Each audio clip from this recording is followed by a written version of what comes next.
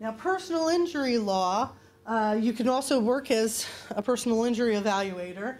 And if you're working as a QME, which is a qualified medical examiner, you actually have to go through a test, which apparently has a lot of math on it and statistics and specifics that you have to memorize.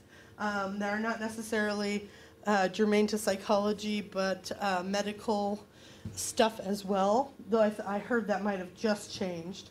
But you can also work as a consultant to an attorney without being a QME, and you can also work as an expert witness without being a QME. But to get more referrals for workman's comp evaluations, it's suggested that you go through the QME training. And if you want more information about that, I can certainly send you that, because I've got all of that, and I plan to do that later in the year after I get my diplomate. So it's civil law. It's based on torts. And it's really the intentional or negligent conduct that causes harm to an individual for which another party is liable. So I am not going to go into a lot of detail about that, even though I could.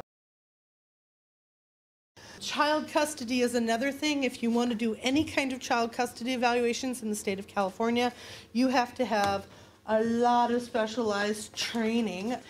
And this website actually goes over some of the specialized training as well.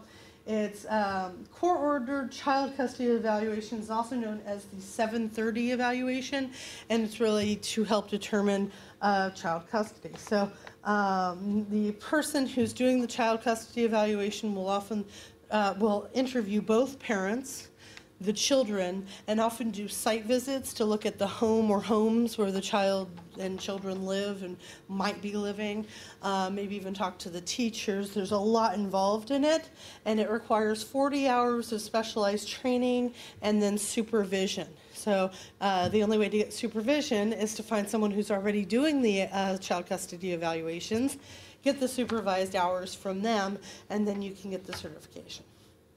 It's a lot of work. But I hear it pays well, and it's the #1 discipline that can be sued.